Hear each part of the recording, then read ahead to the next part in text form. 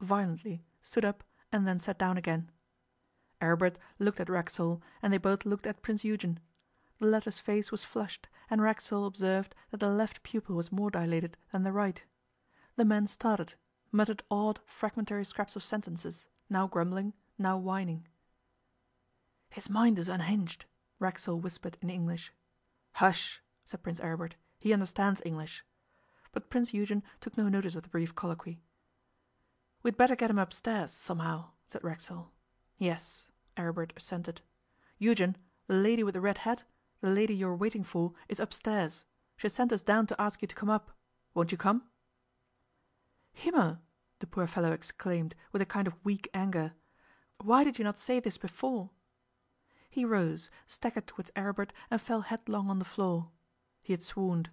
The two men raised him, carried him up the stone steps, and laid him with infinite care on a sofa. He lay, breathing queerly through the nostrils, his eyes closed, his fingers contracted. Every now and then a convulsion ran through his frame. 'One of us must fetch a doctor,' said Prince Aribert. 'I will,' said Racksole. At that moment there was a quick, curt rap on the French window, and both Racksole and the Prince glanced round startled. A girl's face was pressed against the large window pane. It was Nella's. Racksole unfastened the catch, and she entered. 'I have found you,' she said lightly. 'You might have told me. I couldn't sleep. I inquired from the hotel folks if you had retired, and they said no, so I slipped out. I guessed where you were.' Racksole interrupted her with a question as to what she meant by this escapade, but she stopped him with a careless gesture. 'What's this?' She pointed to the form on the sofa. 'That is my nephew, Prince Eugen,' said Aribert. 'Hurt?' she inquired coldly. 'I hope not.' 'He is ill,' said Racksole. 'His brain is turned.' Nella began to examine the unconscious Prince with the expert movements of a girl who had passed through the best hospital course to be obtained in New York. 'He has got brain fever,' she said. 'That is all, but it will be enough. Do you know if there is a bed anywhere in this remarkable house?' Chapter 18. In the Night Time. 'He must on no account be moved,' said the dark little Belgian doctor, whose eyes seemed to peer so quizzically through his spectacles, and he said it with much positiveness. That pronouncement rather settled their plans for them. It was certainly a professional triumph for Nella, who, previous to the doctor's arrival, had told them the very same thing. Considerable argument had passed before the doctor was sent for. Prince Aribert was for keeping the whole affair a deep secret among their three selves. Theodore Racksole agreed so far, but he suggested further that at no matter what risk they should transport the patient over to England at once. Racksole had an idea that he should feel safer in that hotel of his, and better able to deal with any situation that might arise. Nella scorned the idea. In her quality of an amateur nurse she assured them that Prince Eugen was much more seriously ill than either of them suspected, and she urged that they should take absolute possession of the house, and keep possession till Prince Eugen was convalescent. 'But what about the Spencer female?' Racksole had said. 'Keep her where she is. Keep her a prisoner, and hold the house against all comers. If Jules should come back, simply defy him to enter, that is all. There are two of you, so you must keep an eye on the former occupiers if they return, and on Miss Spencer, while I nurse the patient. But first you must send for a doctor.' 'Doctor?' Prince Aribert had said, alarmed. 'Will it not be necessary to make some awkward explanation to the doctor?' 'Not at all,' she replied. 'Why should it be? In a place like Ostend doctors are far too discreet to ask questions. They see too much to retain their curiosity. Besides, do you want your nephew to die?' Both the men were somewhat taken aback by the girl's sagacious grasp of the situation, and it came about that they began to obey her like subordinates. She told her father to sally forth in search of a doctor, and he went. She gave Prince Aribert certain other orders, and he promptly executed them. By the evening of the following day everything was going smoothly. The doctor came and departed several times, and sent medicine, and seemed fairly optimistic as to the issue of the illness. An old woman had been induced to come in and cook and clean. Miss Spencer was kept out of sight on the attic floor, pending some decision as to what to do with her, and no one outside the house had asked any questions. The inhabitants of that particular street must have been accustomed to strange behaviour on the part of their neighbours, unaccountable appearances and disappearances, strange flittings and arrivals.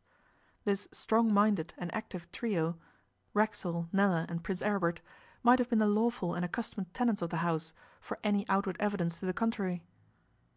On the afternoon of the third day Prince Eugen was distinctly and seriously worse. Nella had sat up with him the previous night and throughout the day. Her father had spent the morning at the hotel, and Prince Aribert had kept watch. The two men were never absent from the house at the same time, and one of them always did duty as sentinel at night. On this afternoon Prince Aribert and Nella sat together in the patient's bedroom. The doctor had just left. Theodore Racksole was downstairs reading the New York Herald. The Prince and Nella were near the window, which looked onto the back garden. It was a queer, shabby little bedroom to shelter the august body of a European personage like Prince Eugen of Posen. Curiously enough, both Nella and her father, ardent democrats though they were, had been somehow impressed by the royalty and importance of the fever-stricken prince, impressed as they had never been by Aribert. They had both felt that here, under their care, was a species of individuality quite new to them, and different from anything they had previously encountered. Even the gestures and tones of his delirium had an air of abrupt yet condescending command, an imposing mixture of suavity and haughtiness. As for Nella, she had been first struck by the beautiful E over a crown on the sleeves of his linen, and by the signet ring on his pale, emaciated hand. After all, these trifling outward signs are at least as effective as others of deeper but less obtrusive significance. The Racksoles, too, duly marked the attitude of Prince Aribert to his nephew. It was at once paternal and reverential. It disclosed clearly that Prince Aribert continued, in spite of everything, to regard his nephew as his sovereign lord and master, as a being surrounded by a natural and inevitable pomp and awe. This attitude, at the beginning, seemed false and unreal to the Americans. It seemed to them to be assumed, but gradually they came to perceive that they were mistaken, and that though America might have cast out the monarchical superstition, nevertheless that superstition had vigorously survived in another part of the world.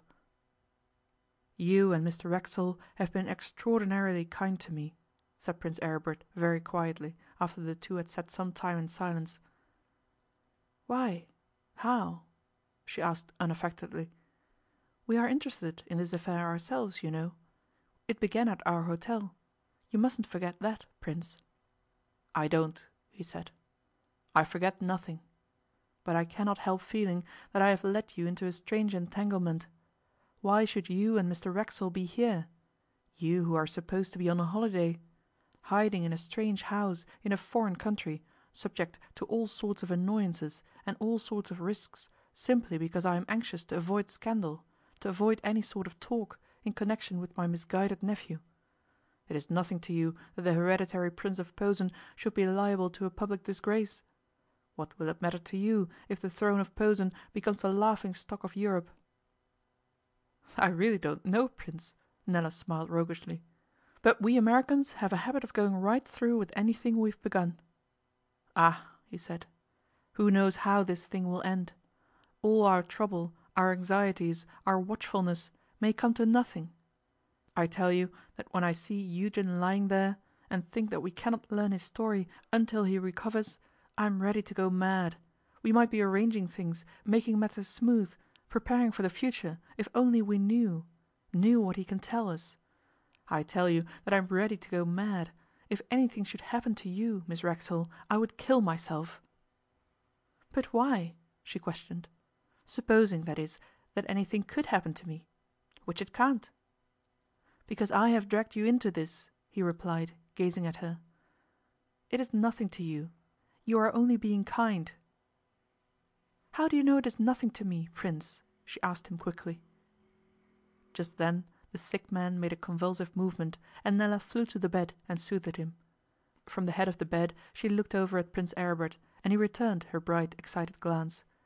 She was in her travelling frock, with a large white Belgian apron tied over it. Large dark circles of fatigue and sleeplessness surrounded her eyes, and to the Prince her cheeks seemed hollow and thin. Her hair lay thick over the temples, half covering the ears. Aribert gave no answer to her query, merely gazed at her with melancholy intensity. "I think I will go and rest," she said at last. "You will know all about the medicine." "Sleep well," he said, as he softly opened the door for her. And then he was alone with Eugen. It was his turn that night to watch, for they still half expected some strange, sudden visit, or onslaught, or move of one kind or another from Jules.